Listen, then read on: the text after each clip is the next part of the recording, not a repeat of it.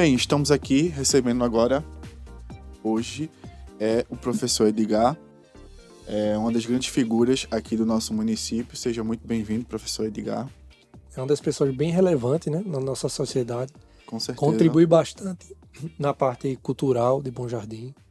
Agora sim, para quem não conhece o professor Edgar, quem é o professor Edgar? O professor Edgar é um cara normal, né?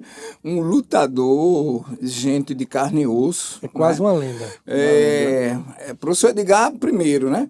É um matuto lá da comunidade de Freitas, eu digo isso, né? Porque, assim, eu vivi uma parte da minha infância nos Freitas, um pouquinho na Rua do Frade, depois na Rua da Palha, né? Então, hoje estou na faixa dos 50 e uns quebrados, e é dividido esse tempo, assim, de 40 anos mais para aqui, para a cidade de Bom Jardim. No centro, na no rua, centro, né? na rua, né? Mas é isso aí. Então, a gente tem uma experiência que a gente pode colocar na nossa biografia, assim, né, de já ter morado em comunidade rural, de ter morado na Luz do Candeeiro, né, de ter morado em situação, digamos assim, de pobreza mesmo, né. Vocês fizeram essa pergunta e agora me lembra até hoje lá no museu, mostrando uma foto lá para um grupo de estudantes, de jovens e adolescentes. Hoje a gente recebeu 90 pessoas que vieram de Limoeiro para conhecer o museu. Aí eu mostrei, digo, gente, olha aqui, ó.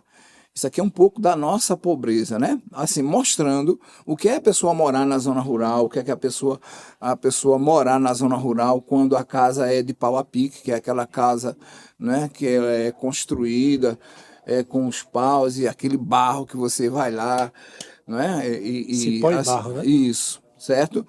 Então, assim, não que a minha fosse dessa forma, mas eu mostrei foi um banheiro, né? Que é aquele banheiro que você fazia com a palha do coco, né? Você fazia tipo uma cerca e fechava e botava um paninho na frente. O senhor mostrou em foto ou... Eu mostrei a foto maquete? que tem lá no museu, a foto que tem lá no museu, né? Eu mostrei. Eu digo, olha, eu já morei, na minha casa tinha um desse, tinha um tempo que tinha um desse, né? Então a gente vem dessa luta, dessa simplicidade de morar na zona rural, de já tratar assim de animal quando é pequeno, porque quem mora na zona rural, e principalmente, né, imagina você morar na zona rural, há mais de 40 anos atrás, você tinha que trabalhar com a sua mãe, que no caso, a minha referência é a minha mãe, que eu morava com a minha mãe. Meu pai era mais aqui, não é pai adotivo, mãe adotiva. Era mais aqui na cidade, tá certo? E aí o que é que acontece? Você trabalhava, não é? Apanhando capim, cuidando de cabra, de bode, né? E ao mesmo tempo ir para a feira, fazer feira. A gente ia fazer feira nas quarta-feiras. Para vender, né? Para vender em matinadas. Minha mãe, ela vendia sandália, sapato. Então, eu sou daquele tempo que a gente vendia, né? Sandália chachado, havaiana, correia de sandália. Quando as coisas estavam mais perto das festas, aí vendia conga, sapato conga. Famoso, né? E ainda a gente teve um tempo que alcançou o quichute, né? Então veja que isso é um tempo bem lá atrás e coisa disso. Então a gente ia para matinadas, fazia feira em matinadas, fazia feira, matinadas na quarta-feira. No sábado era um buzeiro e no domingo a gente fazia feira de Orobó, né? Então assim, a gente tem essa vivência. Tem umas coisas assim que eu lembro, por exemplo, Dona Graciete. Eu era pirralho, eu me lembro de Dona Graciete. Eu me lembro de Dona Nenzinha. Dona Nenzinha morava ali onde hoje é em frente ao o Marinei de Brás. Dona Nenzinha de Seu Lério. Na ladeira, né? Naquela ladeira ali. Onde hoje é Rejane ali, aquele pessoal da farmácia, né? Eu me lembro de Ari, de Vitor. Esse povo todinho fazia feira, e a gente fazia feira, era pirralho, e ia fazer feira com a minha mãe nesses lugares, né? Nessas comunidades, matinadas, que é distrito de Orobó, Umbuzeiro, a feira de Umbuzeiro e a própria feira de Orobó. Então era quarta, sábado e domingo, né? Saía de casa de 3 horas da manhã. Antes de sair de casa às 3 horas da manhã, tinha que apanhar um capinzinho, já deixar lá as coisas arrumadas. Já tudo pronto. Aí, quando dava mais ou menos 9 horas da manhã, eu vinha num caminhão, em cima de um caminhão, que era de limoeiro. Um caminhão de bode, de coisa. Então, eu vinha. Por quê? Porque no segundo horário, eu estudava lá no Buraco do Tatu, ali, na fazenda... Não tem a Fazenda Campina de Maria, não tem ali aquela Tinha um escola? grupo ali, Já estudei ali e já estudei também na Escola Mínima Parijós, que é uma que tem lá nos Freitas, que hoje está fechado, né? Então, é isso aí, a vida da gente é essa vida de luta, de experiências, né? Depois eu vim morar na cidade, a gente estudou no Raimundo Honório, com Dona Simônia, e foi um tempo maravilhoso. Depois estudei no ginásio com Dona Lili Salvador, né? Que eu considero Dona Lili Salvador a maior professora do século XX aqui no município de Bom Jardim. Né? Dona Lili Salvador, que ela não era daqui, mas era uma pessoa que viveu aqui muito tempo, uma grande profissional, e vocês podem fazer uma consulta aos familiares de vocês, né? Era uma pessoa que ela tinha uma deficiência, né? Ela usava muleta, tinha uns dedinhos, mas um problema na perna, ela não andava de muleta. Mas era uma pessoa extremamente carinhosa, extremamente educadora, extremamente professora, uma pessoa maravilhosa, Dona Lili Salvador, certo? E ela ensinou no Raimundo Honório? Ela ensinou no ginásio 19 de julho, né? Isso é bom, né? Essa conversa da gente aqui, porque a gente vai trazendo as memórias das pessoas, outras histórias, e que vai enriquecendo também, não é? Esse repertório cultural de pessoas e tal. Então, isso é muito interessante. Essa convivência com Dona Lili também foi muito boa, e uma convivência generosa. Eu lembro que eu tinha uma dificuldade muito grande de escrever, de ler, escrever, pirralho, a gente na zona rural, tudo é situação adversa, maninho. Você sabe que você mora na Rua do Frade, não é? E não é fácil. A história do povo, ela não é fácil, não é? E eu não sabia ler. Também houve também essa dificuldade na época da faculdade também, foi nessa época também que iniciou? Tem essas dificuldades de faculdade, né? Mas isso, quando eu falo aí de Dona Lili, é a quinta série. Ainda é quinta série, né? O começo disso aí. Então, a quarta foi com Dona Simônia, no Raimundo Honório, uma professora maravilhosa, mãe do saudoso Jorge Moura, que é recém-falecido, né? E esposa de seu João Moura, ex-prefeito. É porque quando a gente fala de Raimundo Honório, sempre remete já ao ensino médio, né? Mas naquela época tinha o primário, né? Aí tinha Dona Socorro. Tem a primeira série lá. Né? Dona Maria Jaci, estudasse com Maria Gomes, né? Teu tempo já é um tempo, porque tu é um bebezinho, vamos assim dizer, né? Bebezinho mas de assim, 30 anos. Mas aí o que é que acontece, certo? Eu lembro de Dona Lili, que ela chamou a professora Elizabeth de Genival, e disse: Elizabeth, olha, eu queria que você ajudasse a Edgar. Isso é uma coisa... Ajudasse, vê o termo. Ajudasse. Seria um tipo de reforço? Exatamente, não é? Ajudasse. Isso é uma coisa incrível. E assim, ela me deu um livrozinho pequenininho para eu ler, não é? Vê que coisa, né? Para buscar o interesse da leitura e tal. E uma coisa, maninho, assim, muito interessante, que eu recentemente estava participando de um encontro de professores e a gente estava trabalhando essa questão de preconceito, racismo, essa questão aí, né? Já devia ser extinta. Né? E aí, eu acho isso muito interessante, porque eu disse lá na reunião para os professores, né? Eu tenho uma foto do Raimundo Honório que só aparece 2 pessoas negras. Um sou eu e outro é outro colega que eu não lembro aqui, não lembro mais. Eu preciso ver a foto para lembrar. 2 pessoas. Os demais eram todos brancos. Aí quando eu vou para a minha formatura, depois no Mota Silveira, a conclusão lá, aí também isso você tem mais, mas você não chega a 4. Né? Entendi. Então, para você perceber, né, isso há 30 anos atrás, como essa questão do racismo estrutural que se fala no país, isso é algo que é muito real, é muito latente. É real. Não é? A desigualdade social. A desigualdade principalmente social. das pessoas negras, né? Que é Isso. bem mais ressalta, né? Ressalta, né? Quanto mais você sabe da história do que aconteceu no Brasil, mais você confirma que existe Isso. essa situação. Essa situação. Exatamente. E aí, né? Ora, eu posso dizer que, de alguma forma, na história de Bom Jardim, eu já influenciei em muitas coisas e ainda continuo influenciando. No pensamento social, econômico, político, cultural, educacional. Isso aí eu posso dizer hoje com essa tranquilidade. Não é vaidade, não é orgulho, não, mas com essa tranquilidade de uma luta, de uma insistência, não é? E, digamos assim, e de um pensamento sistematizado. Eu sei onde eu quero chegar, eu sei dos meus limites, e eu tenho a tranquilidade de aceitar vitórias e derrotas, conviver com isso tranquilamente. E isso é tão bom, sabe? Às vezes eu digo para as pessoas, olha, eu sou preto, mas eu não sou mais escravo. Eu não sou, né?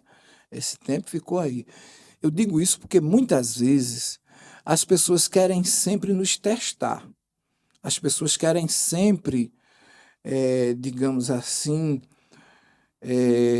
colocar as nossas ações em xeque, no testar, naquela ideia, digamos assim, da dúvida. Pôr a dúvida, a insegurança, a incerteza, essas coisas, sabe? E aí a vida também vai ensinando para a gente isso, não é? De que a gente deve ter a clareza de quem somos e de onde a gente quer chegar e como chegar. Então, assim, para essa pessoa que saiu lá do Sítio Freitas, filho adotivo de pai e de mãe, que chegou aqui na rua, que morei um tempo no mercado, morei dentro do mercado, porque a gente não tinha uma casa para morar, né? Porque meu pai e minha mãe adotivos se separaram e a gente não tinha onde morar. Então a gente morou dentro do mercado público, não é? Isso é algo que hoje eu posso dizer. Eu não cheguei sem ter uma casa, e graças a Deus hoje eu tenho a minha casa, já tenho a casa para os meus filhos, uma coisa que eu já procurei construir. Tenho o meu trabalho, entendeu? Fiz 4 concursos, aliás, eu fiz 6 concursos públicos. Passei em todos os 6. 2 eu não consegui ser chamado, os 2 melhores. Veja como é isso, né? E mais 4 eu consegui ser chamado. 2 na prefeitura, 2 no estado e um concurso que eu fiz para a Assembleia Legislativa de Pernambuco, para um caso, um cargo lá, sem muita importância, vamos assim dizer, social. Tirei média 95 e não consegui entrar, para Quase você ver a fechou a prova. concorrência. Certo? E um outro eu fiz, foi para o Ministério Público. E fiz assim, aquela coisa de última hora e tal, e fiquei numa classificação, mas que também não deu para ser chamado. Chegou o tempo e a gente não. Então, assim, eu fiz 6 concursos públicos e passei em 6 concursos públicos. E não fui lá esse aluno tão estudioso, tão leitor, tão perfeito. Que no tão, início teve uma dificuldade, né? Certo? Mas assim, o que é que eu estou ressaltando isso aqui?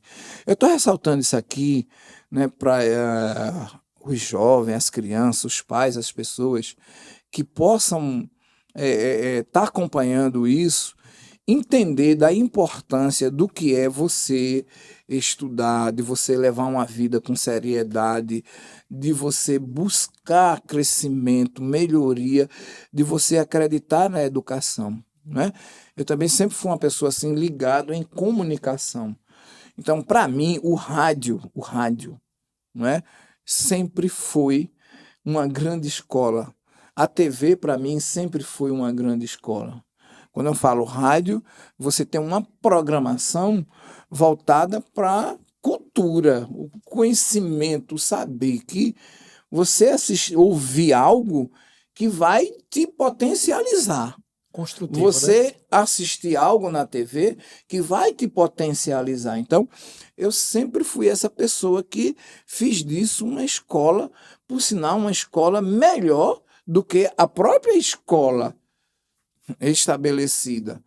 Por quê? Porque era mais atual, mais ampla, mais dinâmica, mais difusa.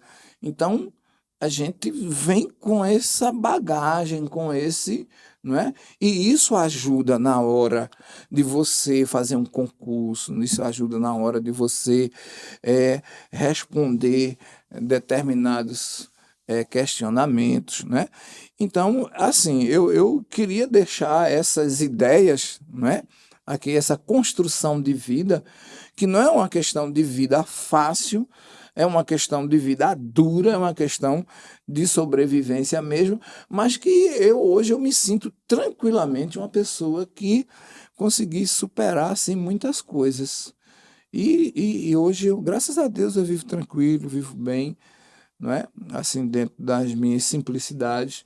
Eu nunca fui, por exemplo, pessoa de estar muito assim, né? Porque tem pessoas que ganham um certo dinheiro e gasta, né? Às vezes com... Porque cada um tem a sua vida, cada um tem o direito de ser, né? Mas assim, às vezes eu tiro muito isso, assim, a história do pedreiro e do servente. O pedreiro ele ganha o dobro do servente. E às vezes o servente é mais aprumado do que o pedreiro. Por quê? Porque o servente, ele sabe daquela luta dele tão dura, que é 2 vezes mais dura do que a do pedreiro. Mais pesado. É mais mais pesado, pesado. certo? E aqui minha homenagem a todos. Eu digo isso que eu gosto também de construir, sabe? E o pedreiro, às vezes, ele tem uma vida melhor do que... O servente tem uma vida melhor do que o pedreiro. Por quê? Porque, às vezes, o pedreiro, ele chega a sexta-feira dele, o sextou, e ele vai cestar. E esquece de levar a cesta para dentro de casa, entende? De levar a feira, de levar não sei o quê, um conforto, uma economia, um não sei o quê. Enquanto que o servente, às vezes, ele consegue ser mais disciplinado no gasto, não sei o quê, e o dinheiro termina rendendo mais. Então, às vezes, ele tem uma casa, ele tem a casa e o outro não tem. Tem situações que é assim, né? Então, assim, você nunca ouviu dizer, não, o professor Edgar vive em farra e não sei o quê, e não sei o quê. Não. E eu gosto de festa, viu? Quem gosta de festa está aqui. Eu gosto de cultura, eu gosto de lazer, de diversão, porque eu acredito... Eu vou anotar um negócio aqui para não Viu? esquecer, viu? Que o senhor falou aí. Eu acredito que o ser humano, ele nasceu para ser feliz. Ele nasceu para ser honesto, ele nasceu para ser justo, ele nasceu para ser grato, ele nasceu para ser solidário. Eu acredito nisso e eu vivo isso, e eu acredito nas pessoas. Eu acredito nas pessoas. Eu sou muito assim, eu acredito nas pessoas. Às vezes a gente é passado a perna e tal, tudinho, mas eu dou crédito. Se eu puder ajudar, eu ajudo. Se eu puder ajudar, eu ajudo. Mas também é aquela situação, né? Às vezes, se é alguma situação que as pessoas às vezes querem fazer a gente de bobo, aí não venha, não.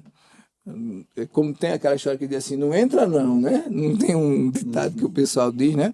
Então a gente vai construindo essa história, né?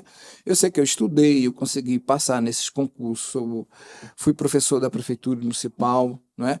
Fui criador aqui da Associação dos Professores, um instrumento de luta importante aqui da luta dos professores, um movimento de resistência, um movimento de sugestão de pautas, de lutas, de reivindicação, não é?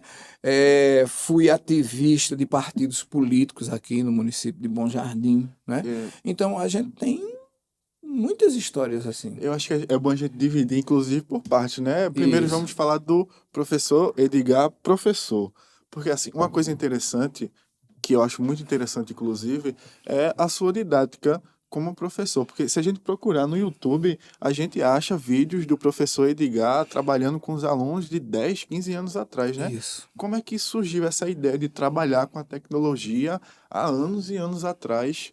Como é que surgiu? Pois é, inclusive surgiu e não muito aproveitada no sentido do criar, do fazer, né? Mas assim, realmente, eu gosto de comunicação, eu gosto de comunicação, eu gosto. Isso é muito bom, né? A gente gostar. Uhum. Agora, assim, eu tenho uma situação assim que, por exemplo, vocês estão aqui trabalhando, não é? Nós estamos trabalhando aqui, mas tem um suporte, não é isso? Então você precisa ter um suporte. Então, assim, eu não avancei mais nessa questão, porque é necessário, você tem que editar, você tem. E cada tempo no seu tempo, e cada situação no seu tempo, não Tem é? que ter gente Não é? também, né? É preciso ter equipe, não é? Até porque, para as pessoas entenderem, né? Quando você, por exemplo, assiste um filme mesmo por completo, aí você vai ver que tem uma ficha técnica lá, que quando vai descendo, né? Parece que não tem Dá fim. quase um outro É. filme, não é isso? Porque tem toda uma equipe, tem toda uma situação. E aí, assim, é uma questão também de recurso da história da educação, né? Eu cheguei aqui, estava o nosso amigo Eri Soares, né? Eri já estudou comigo. E Eri ia para minha casa. Ele, os colegas de turma deles iam para minha casa, que eu levava os meninos para assistir vídeo, fita de vídeo, cassete, que eu gravava programas, aulas, documentários. Eu ainda tenho em torno de umas 1000 fitas de vídeos. Eu ainda tenho em torno de umas 1000 fitas de vídeo gravadas. Material Aquelas de fitas Bom Jardim. cassete. Fita né? cassete. De material de Bom Jardim. Tem de Bom Jardim, tem do Brasil, do mundo, de disciplinas, de documentários, de debates, de não sei o quê. O que você imaginar, né? Não sei bem como é que isso está hoje. Eu sempre procurei preservar o máximo possível a posição de colocar, como guardar tudo dentro de bolsinha, dentro de caixa, de não sei o quê, não sei o quê, não sei o quê. E vez por outra eu rebobinava. Mas já faz uns dias que eu não faço isso. É preciso até ver isso. Mas é preciso ter tempo, essas coisas. Rebobinar Certo? é o quê? É você passar a fita para frente, para trás, para ela Dá uma não. limpada, né? Tipo uma limpada, né? Bom, então o que é que acontece? Eu sempre tive essa coisa de assistir, de gravar, de passar, de. Então, isso aí é o que faz a gente, né, tá nesse pioneirismo, vamos assim dizer. Ó, é muito interessante, mas eu tinha uma ideia de escola virtual. Que se eu tivesse feito isso no tempo e se eu tivesse feito e tivesse ido adiante, talvez hoje eu tivesse uma das maiores. O que eu não fiz aí foi empreender nesse sentido comercial. Mas se eu tivesse feito Mas isso, teve a ideia, né? eu tive essas ideias, essas coisas, de você ter cursos que você pudesse dar aula. Aí você vê hoje, na pandemia, né? Como isso Foi a solução. foi a solução, não é? Então, assim, é essa coisa aí. Aí, realmente, a gente tem canal de muito tempo, mas hoje, por exemplo, eu nem utilizo. Aí, Não hoje eu alimenta utilizo muito. mais o do museu, não é? Mas, assim, eu sou muito do criar. A gente criar, do pensar, de me comunicar. Eu tenho essa facilidade de construir o discurso, a narrativa, de questionar, de me posicionar. Mas isso é a bagagem de vida que a gente tem. Isso não é uma coisa do solto. Isso não é improvisado. Isso é uma construção que você vai acumulando a partir do momento que você vai vivenciando as coisas. É a história. A sua história de vida é a história que, de alguma forma, ela está ligada à história local, regional, nacional, geral, né? E você vai né? Então, eu sempre levei o melhor possível, vamos assim dizer, para os estudantes, nesse sentido, de uma visão, né, atualizada, de uma visão científica, de uma visão diferenciada, né? A gente sempre procurou fazer isso. E como a escola não tinha TV e vídeo, então eu levava os alunos, pegava as turmas do ginásio, aí a gente saía do ginásio, ia lá para a Rua da Palha, sentava lá no chão, no sofá, não sei o quê, para assistir a aula lá. Pegava a hora do recreio, é isso, entendeu? O intervalo era o recreio que dava o tempo de você conseguir chegar na escola ou em casa. O tempo era isso. Mas a gente assistia. Então, isso era algo que a gente sempre fez, né? E ainda hoje eu continuo, eu tenho um blog exclusivo só para essa questão de aulas, de testes, documentários, Então, eu sempre trabalho essas pautas. Tudo que... Inclusive, tem toda uma história de trabalho com blogs também, que o seu Isso. blog também teve bastante relevância, né? Ainda tem, né? Meu blog, na verdade, né? Eu nunca me preocupei com essa ideia do comercial. E eu já fui mais ativo, né? Mas nunca pensando no lado comercial, mas mais assim, de um lado informativo O mesmo. impacto. Uma visão mais crítica, uma coisa mais... Porque, assim, na linguagem jornalística, você hoje, quanto menor for o texto, melhor, né? Eu não me preocupo com isso. Eu quero um texto mesmo, que ele seja grande, mas que ele tenha um conteúdo, que aquilo ali sirva para a história, para a memória. Porque você não pode pegar um textinho desse tamanho e aquilo ali... Vai ficar detalhes de fora, né? Você está entendendo? Porque assim, a gente precisa entender que quando a gente escreve, a gente faz recorte. Então, você já seleciona, você já pode estar excluindo determinadas situações. Então, o poder da escrita é algo que pode ser terrível nesse contexto, porque você pode dar mérito para algo, você pode construir uma narrativa e você pode destruir uma história, né? Vocês percebem, as pessoas que estão agora nos assistindo, reflitam o seguinte: quando tem uma decisão de campeonato, tá lá 2 clubes, até antes do jogo acabar, se fala dos 2 clubes, mas na hora que tem um vencedor, o campeão, aquele que ficou em segundo lugar, ele passa a ser descartado. A história dos vencedores. A história dos vencedores, não é? Então é por isso que eu tenho muito cuidado com isso, esse poder da comunicação, não é? Porque, assim, por exemplo, no campo da política também tem muito isso. Às vezes o camarada ganha, mas o que ganha, ele não ganha. Ele se ilude. Ele acha que ganhou e perdeu. Compreende? Porque ele não tem o mérito, a moral de dizer eu ganhei. Ele não ganhou. E aquele que perdeu pode ser o que ganhou. Nem sempre você comemora uma vitória e essa vitória, ela é a vitória do povo. Ela pode ser a derrota do povo. Vê que situação.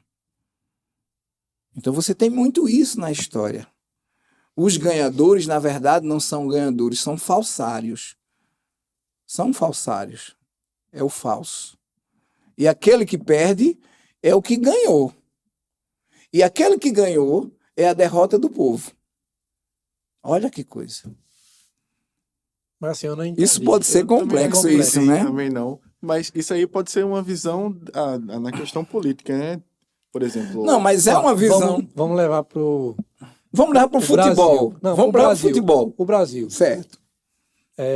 O Brasil, na política eleição passada, praticamente ficou dividido ao meio, né? Praticamente. Se você for analisar no resultado final. E você tem que entender também que, exemplo, o que ganhou, a metade da população talvez não apoiou ele. E isso aconteceria também se fosse vice-versa. Mas na questão nacional, como o senhor explicaria essa história do quem ganhou? Você está perdeu? falando dessa eleição Lula e Bolsonaro ou você está falando Lula e Bolsonaro. da outra eleição passada, que Lula não pôde ser candidato? Não, Lula e Bolsonaro, mais recente. Lula é mais recente. Não, Lula ganhou. E o povo ganhou. E na Isso, outra- e na isso outra- é fato, isso é real, isso é verdadeiro, isso é história. Isso não é fake news. Certo. Lula ganhou, o povo ganhou, o Brasil ganhou, o mundo ganhou. Lula é a maior referência política do planeta Terra. O planeta Terra precisa de Lula. Eita lá. Certo? Certo. Na outra eleição, foi quem? Bolsonaro Haddad. e Haddad. Bolsonaro ganhou, mas o Brasil perdeu. Como foi que Bolsonaro ganhou? Bolsonaro ganhou usando a mentira. Falso. Quando eu vi. Sim. Foi a mentira, foi o falso. E o Brasil ganhou? Não, o Brasil perdeu. Então é isso que eu quero dizer a você. Nem sempre aquele que comemora a vitória é a vitória. Mas assim, eu acho que isso é um ponto de vista. Oi? Não, não é o ponto. Isso é fato. Isso é real. Isso é real e isso se dá muito na política. Entendi. Isso se dá muito na política. Mas essa visão também é comum das pessoas que quando perdem também, né? Que isso- É... Olha, vê só. Essa é uma visão. não, Porque, pode entenda continuar. bem, o que eu quero me empreender aqui é o que é o fato. Fato. O fato. Não estou me prendendo aqui à ideologia, Certo. a partido. Uhum. Eu estou. É o fato histórico, é a situação do país, do povo, da estrutura, da conjuntura estrutural. Porque você tem uma conjuntura que é só momentânea, mas eu estou falando de uma conjuntura estrutural.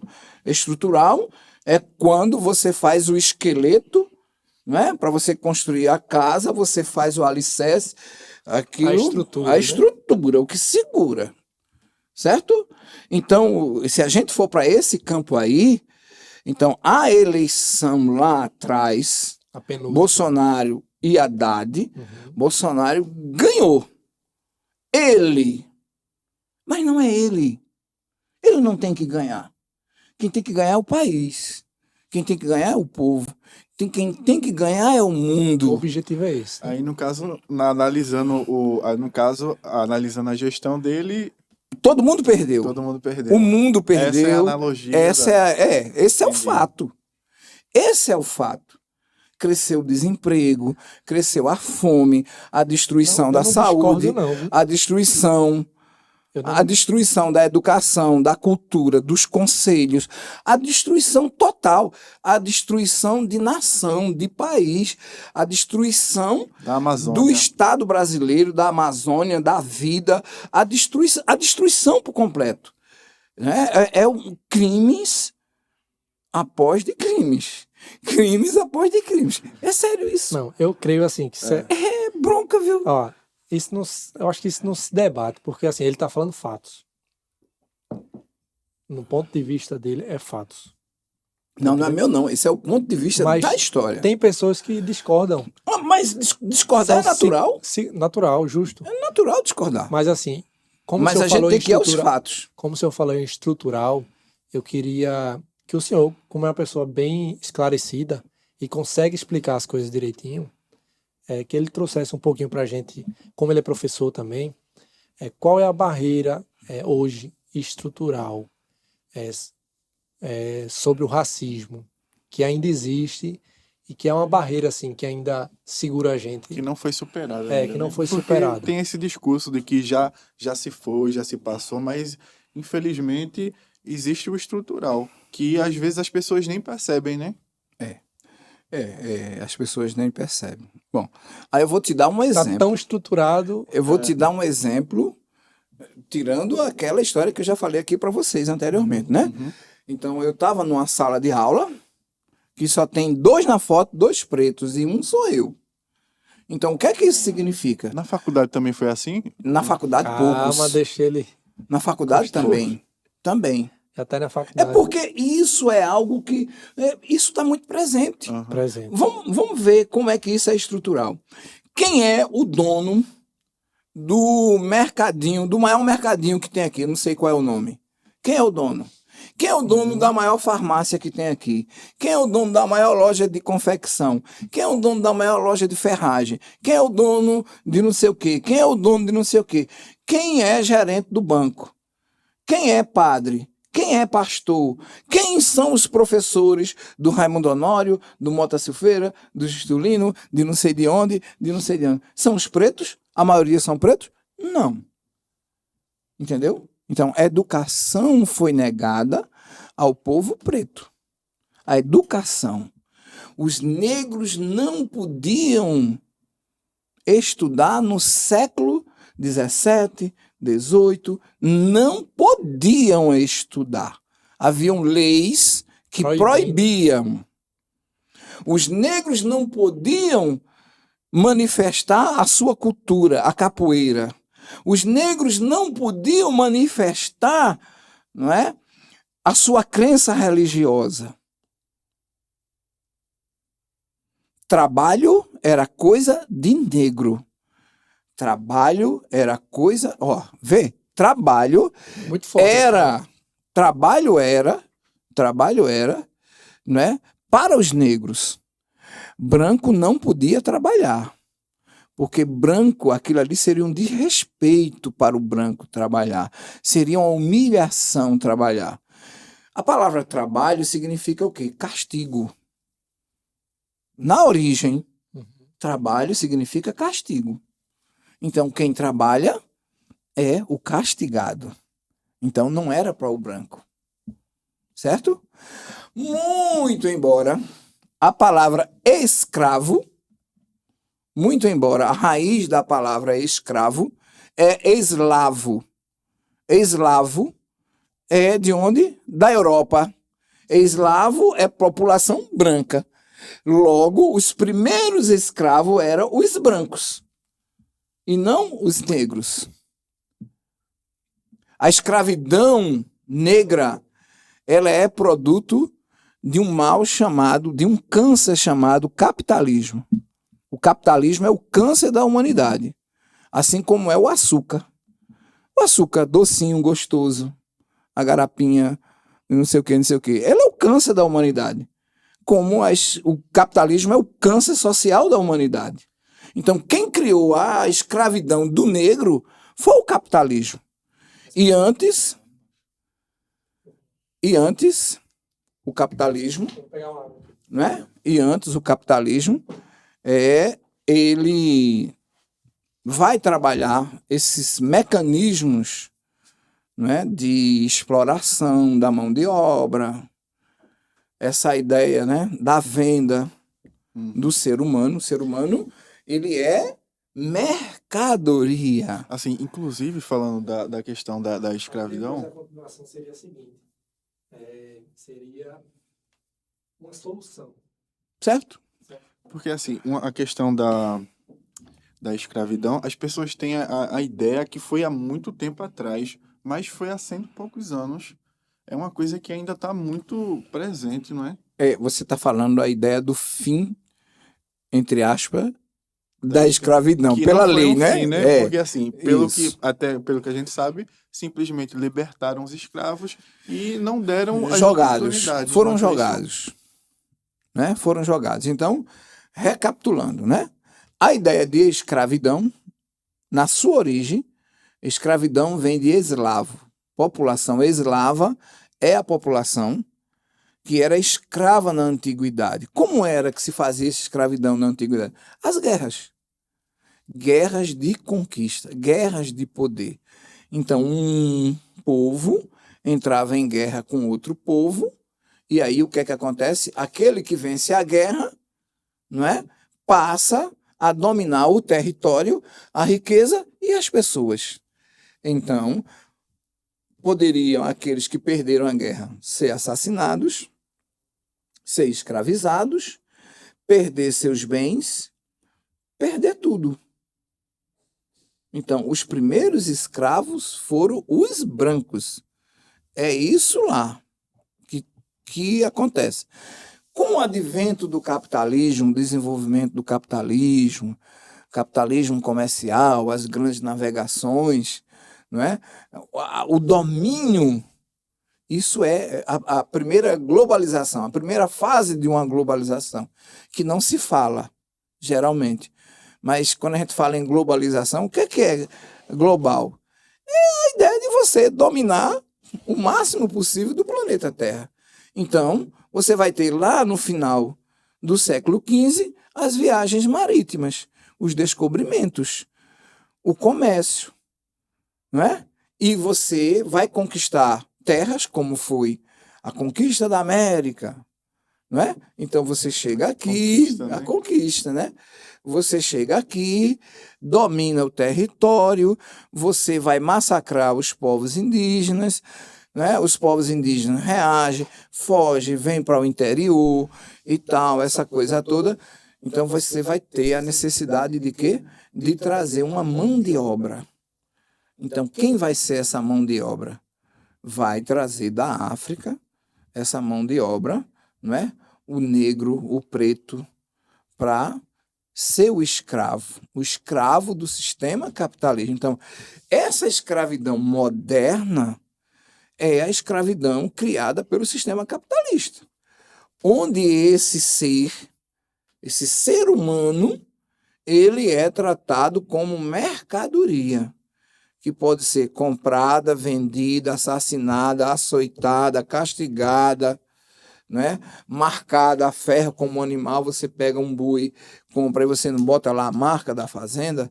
Então o escravo ele foi tratado assim. É essa a história que a gente tem, né? Em relação à escravidão. Então isso é a base do que a gente chama de estrutural. Estrutural. A estrutura é isso, não é? Porque as pessoas, elas foram tratadas como mercadoria a serviço dos senhores de terra. E aqui, né? Vê que coisa. Pegaram a terra, pegaram o Brasil e distribuíram o Brasil para 15 pessoas. Então, 15 pessoas passou a ser dono do Brasil. As chamadas capitanias hereditárias de 1534. Não é? Então, o que acontece? Isso vai gerar o problema da terra no Brasil. Ah, você é contra sem terra? Não. Não pode ser, não é? Porque quem foi que criou o problema? Quem criou esse problema sem terras? Foram os portugueses. Foi o capitalismo. Foi o eurocentrismo. O acúmulo de terra que veio durante Exatamente. anos, né? Então, que ficou entre as famílias, né, mais ricas. Eles dominaram isso. E isso permanece até os dias de hoje. Né? Quem são os estupradores da Amazônia? Né? Os grileiros, os grandes que roubaram a terra da Federação, da União. Né? Esses caras, eles se apossam, se apropriam, matam os índios, destrói a floresta, faz o garimpo ilegal e... Então, a solução é a reforma agrária. A reforma agrária, ela é essencial. É engraçado, né, que, primeiro, as pessoas têm uma visão muito errada de reforma agrária, né? Por quê? O que é, de fato, a reforma agrária? A reforma agrária, ela é, primeiro, uma distribuição de terra, não é? Que representa uma igualdade, um direito. A terra para quem não tem terra. Mas não é só a terra. Você tem que dar a terra, porque não adianta, você é pobre, você não tem terra, eu vou dar um pedaço de terra para você. Mas se você não tiver a enxada, o trator, a tecnologia, a semente, a água, então reforma agrária é todo esse complexo. É aquela pessoa que não tem a terra, gosta da terra, precisa da terra para sobreviver, plantar e ter dignidade, ter cidadania, ela precisa ter o apoio da parte do governo de receber essa terra e receber o crédito, receber a energia, a água, a semente, o apoio técnico. Então, isso é a reforma agrária. Reforma agrária é isso, tá certo? Terra para quem não tem terra e a condição de produzir. As terras, elas não podem ser improdutivas. Terra não pode ser improdutiva. A terra ela tem uma função social. Então, é isso que está lá na internet, né? A terra precisa, na internet, é isso que está na Constituição do Brasil. A terra precisa ter uma função social. Então, é essa a questão, né? Então, se as pessoas não têm terra, as pessoas vão lutar pela terra. É um direito, porque esse direito está garantido na Constituição do Brasil. É a Constituição do Brasil que garante a luta pela posse da terra, a distribuição da terra, fazer com que a terra ela seja, digamos assim, explorada para que socialmente acabe com o problema da fome e acabe com o problema da desigualdade social. Então, a solução é realmente a reforma agrária. E todos os países do mundo desenvolvidos, eles já fizeram reforma agrária. Inclusive os Estados Unidos. Agora, Isso. assim, a gente falou a sua pergunta sobre o sem-teto. Uma coisa que o pessoal tem muito preconceito e até medo do pessoal, né, sem-teto, é justamente achando que eles vão invadir a sua casa, que vai ter toda essa questão. Sem teto ou sem terra? É, Sem teto exatamente. mesmo? Sem terra. Sem no caso. terra. Sem- É. Então, veja só, a questão é o seguinte. Primeiro, quem não tem grande propriedade de terra não tem que ter medo de sem terra. E sem terra nunca invadiu. O sem terra nunca invadiu a casa de uma pessoa normal, de uma pessoa comum. Primeiro, assim, as pessoas precisam entender que o movimento sem terra ele é muito organizado, muito estruturado, não é? Assim, eles fazem um mapeamento de grandes propriedades que são improdutivas, de terras que são grilagem. O que é grilagem? Né? Quando você ouvir essa palavra grileiro, você sabe que é ladrão de terra, bandido, canalha, grileiro é isso. Então existe a grilagem de terra. Muitos fazendeiros por aí são bandidos, ladrões, criminosos, que roubam a terra do governo, se apropriam da terra do governo e diz que a terra é dele. Então, o que é que os sem terra fazem? Eles fazem esse mapeamento de terras que são griladas, eles fazem o mapeamento de terras que são improdutivas. Como é que eles fazem isso? A partir de cadastro que existe, por exemplo, do próprio governo. Pessoas que devem ao governo. Então, você, vamos dizer, tem uma terra que vale 1 milhão, mas você deve 2 milhões ao governo. Compreende? O cara pega dinheiro emprestado, o cara faz sacanagem, o cara não paga imposto, o cara não sei o quê. Então, ele tem uma terra que equivale a 1 milhão de real, mas ele deve 2 ao governo. Então, aquela terra não é dele. Então, o movimento vai lá, faz uma reivindicação disso. E aquilo fica mexendo. Aí chega um momento que o movimento vai e Se invade. apodera. Invade. Essa é a questão. Certo? Mas assim, eles só invadem terras Nessas condições. nessas condições. Nessas condições. Se você tiver 5 hectares, 10 hectares, nem se preocupe, que essa terra nunca vai nem passar perto de você. Nunca. Nunca. Mas assim, a Constituição, como você falou, né? Na Constituição tem essa garantia, né? Da reforma agrária, né? Isso. Da terra. Mas também há outras garantias que não são cumpridas, né? Por exemplo, A moradia, sim. porque, exemplo, existe muitos moradores de ruas. Uns são opções, estão ali porque quer. E muitos porque não têm opções. E assim, a gente não vê um movimento tão grande nesses sentidos também.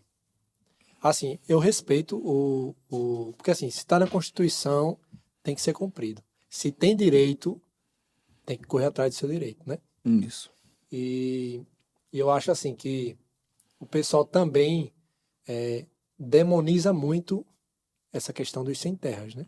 Porque assim, não entende o processo que passa, como o senhor falou aí, as condições para que haja um movimento em sentido naquela terra. Mas assim, eu acho que ainda isso é uma coisa que deve ser debatida muito. Existe esse debate, né? Agora, como é que isso funciona? Isso vai funcionar a partir da educação. A escola precisa falar disso. Os meios de comunicação precisam falar disso. A igreja precisa falar disso. Sem demonizar, né? Entendeu? Entendeu? Então, assim, a sociedade precisa falar nisso, questionar isso, entender que isso não é um problema de quem não tem terra, isso é um problema do país. Isso é um problema da nação brasileira. Isso é um problema do Estado brasileiro. Porque, maninho, é o seguinte, a gente precisa entender que quando a gente não se preocupa, por exemplo, com aquela fossa que está lá na Vila da Coab, porque eu moro lá na Rua da Palha, eu não me preocupo com isso. É errado, eu tenho que me preocupar. Porque aquilo é Bom Jardim. Porque aquela pessoa, ela vive na mesma comunidade. Porque se você tem um problema lá, isso pode afetar o centro. Qualquer problema social, qualquer distúrbio social. Então, você pode ter como consequência, né, a inquietação, o motim, a ira, a raiva. Por exemplo, o cara pode sair de lá e ir para a tua rua por um problema lá, e lá na tua rua ele cometer ou ser vítima de algum tipo de crime, por conta de uma situação conjuntural, local, né? o contexto, entende? Então, assim, por que acontece às vezes nas cidades, o morador de rua, ele roubar a carteira de alguém? É porque às vezes ele vai lá para o carro ali, ele pede e ninguém dá. É porque às vezes é a fome, é porque às vezes é negado a ele. Então, isso são situações que, digamos assim, estimulam o crime. Esse contexto de pobreza, de miséria, de instabilidade econômica, social, instabilidade educacional, cultural, gera problemas. Então, o problema do morador da Vila da Coab é um problema que é meu. O problema do morador da Rua do Frade é um problema meu, do Alto São José, de qualquer lugar. É um problema que é nosso. E todo mundo tem algum problema. E toda comunidade tem algum problema. Não é? Olha, vamos entrar aqui um pouco nessa ideia de administração pública. Veja só, nós tivemos, por exemplo, na gestão de Miguel, umas 10 escolas que foram reformadas, ampliadas, melhoradas. As escolas ficaram aí uns brincos. Se você for hoje nessas 10 escolas, aí estão 10 escolas fechadas, o mato tomando conta, e sem aluno lá. Isso é um problema gravíssimo. Isso é um problema para Bom Jardim. Isso é um problema para as comunidades. Você vai aqui na Vila do Coab, tem uma escola, a escola fechou. Como é que uma comunidade, como a Vila da Coab, que é uma comunidade pobre, não tem um equipamento público, uma escola? Como é que não tem? A escola não está funcionando. Poderia estar funcionando. Com reforço, estudo para Enem, para o SSA, aula de dança, aula não sei de quê, biblioteca, não sei o que. Agora, fechar, alguém se apropriar, isso é errado. Mas no caso Em dessas outras escolas... gestões, outras escolas foram derrubadas aqui. Cada prefeito, se eu for te contar de 20 anos para cá, derrubou escolas. Como é que se derruba escolas? Como é que se fecha escolas? O que é você fechar uma escola? É um prejuízo enorme para a sociedade. Isso é um problema que a sociedade tem que assumir, tem que ver, que não pode aceitar de nenhum. Olha, escute bem, eu não estou falando de uma gestão. Estou falando de 20 anos para cá. Todos. Não, no caso eu só ia comentar que, tipo assim, não é feito um estudo, por exemplo, outras escolas já não comportam os alunos, porque até onde eu sei, é dessa forma que era feito, né? Por exemplo, se aquela escola tinha poucos alunos e outra escola já comporta, aí manter aquela escola é um custo muito grande para o número de alunos que naquela região é pequeno. Não é assim que funciona? Olha, essa é uma visão economicista. Uma visão economicista. Como assim? Porque você só vai pensar aí no dinheiro, em gasto, em despesa. Você não está pensando no bem social, no investimento social, no ser humano, na comunidade, na identidade, na convivência local, harmoniosa. Você tem países e estados que a escola funciona com 4 estudantes. Cidades, ou países, ou estados, funciona com 4. Porque a população daquele lugar só tem 4 para estudar. E aquelas crianças vão fazer o quê? Elas precisam estudar, é um direito. Tu entende? Uhum. Então, é uma questão de você priorizar ou não priorizar. Porque é o seguinte, quando você tem uma escola funcionando na comunidade, a escola ela não é só a aula. A escola é uma festa de aniversário, é a reunião de pais, é vacinação, é uma festa da comunidade, é uma celebração, é o São João na escola, é encontro de pais, é encontro de não sei o quê, é local de reunião, é lugar vivo. Então, na hora que você fecha a escola, você mata a comunidade. Você está destruindo a comunidade. Então, essa é uma ideia que precisa ser muito bem pensada. Agora, a comunidade, você pode dizer, a comunidade não reage, a comunidade... Porque a comunidade não entende isso. A comunidade não entende isso. A comunidade... Porque assim, maninho, a gente vive num mundo que se diz globalizado. Mas você só existe nesse mundo globalizado quando você valoriza o local. Quando você valoriza o local, certo? Você tem que valorizar o local. Você só é global se você for local. Olha, eu faço uma luta aqui em Bom Jardim desde 2014. Eu fui secretário aqui. Vou dizer isso do ponto de vista institucional. De chegar para os grupos do carnaval de Bom Jardim. Sim. Chegar para os grupos e dizer, ó, minha gente, vamos colocar nas camisas Carnaval Levino Ferreira. Levino Ferreira, Levino Ferreira. Bota aí na camisa Levino Ferreira. Por quê? Porque Levino Ferreira é a identidade de Bom Jardim. Não é para Bom Jardim, não, é para o mundo. Nenhum compositor de frevo, nenhum no mundo, é maior que Levino Ferreira. Então, se Bom Jardim não consegue usar isso, quem é que vai valorizar? Se Bom Jardim não joga isso para o mundo, quem tem que jogar para o mundo é Bom Jardim. Quem tem que viver Levino Ferreira é Bom Jardim. Quem tem que cultuar Levino Ferreira é Bom Jardim. Para o local se tornar global.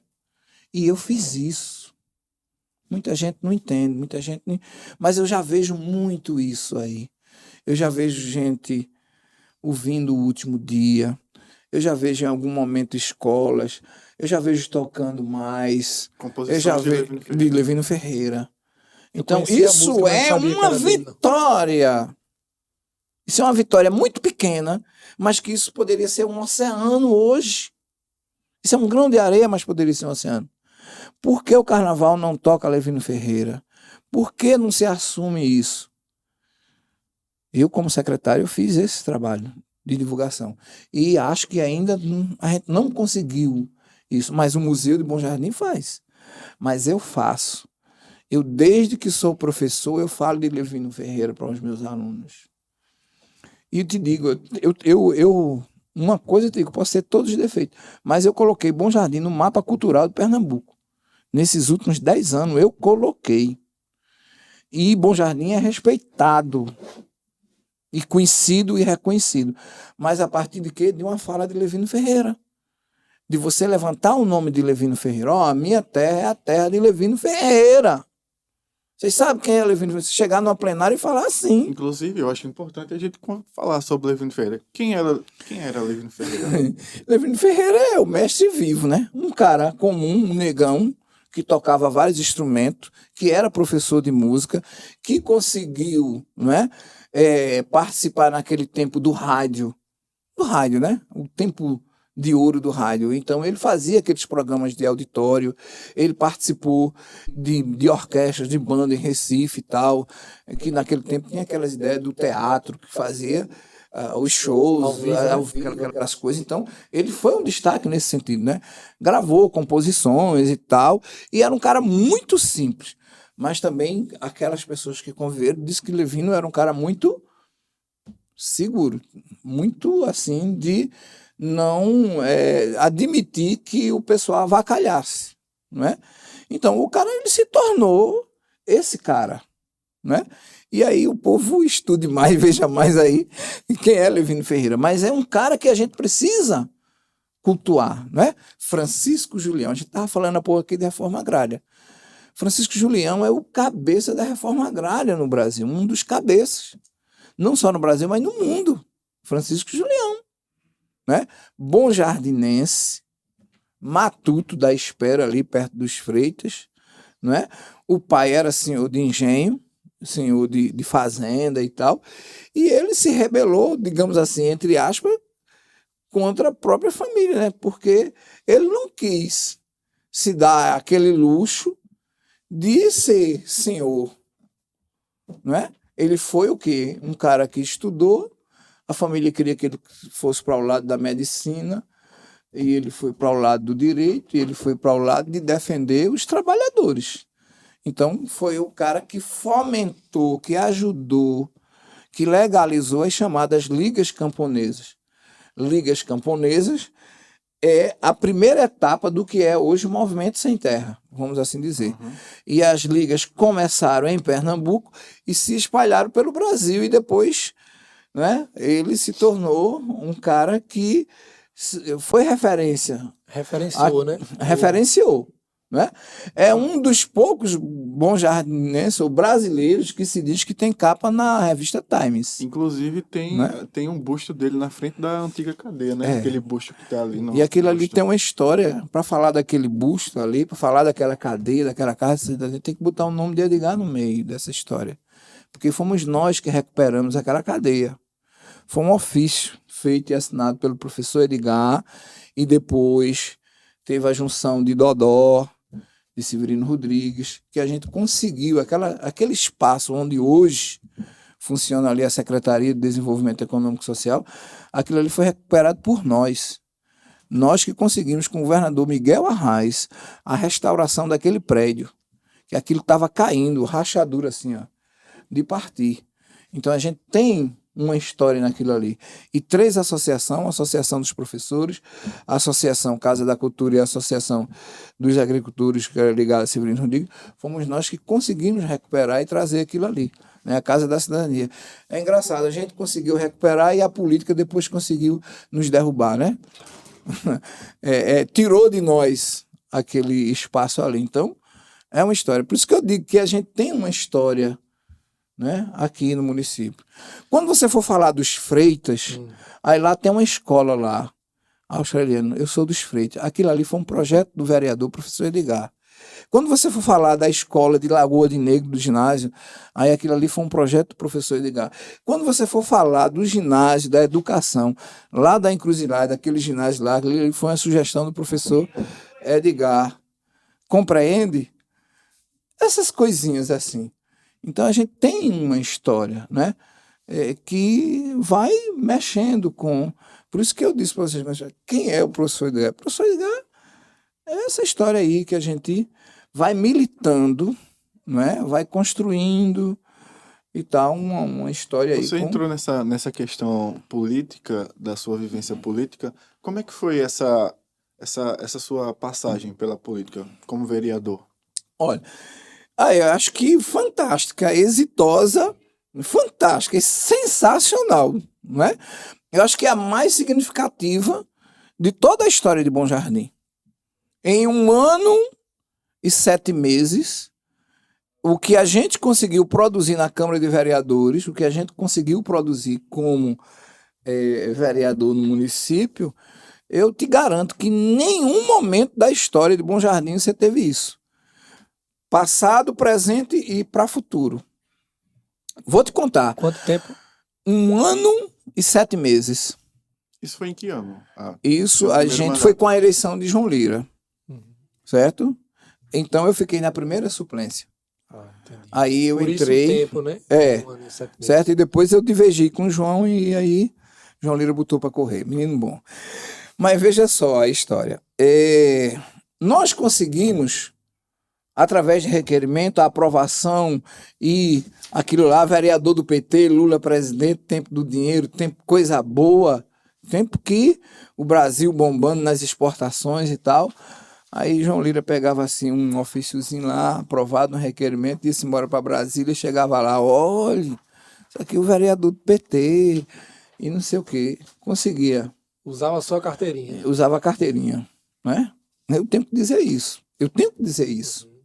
Certo?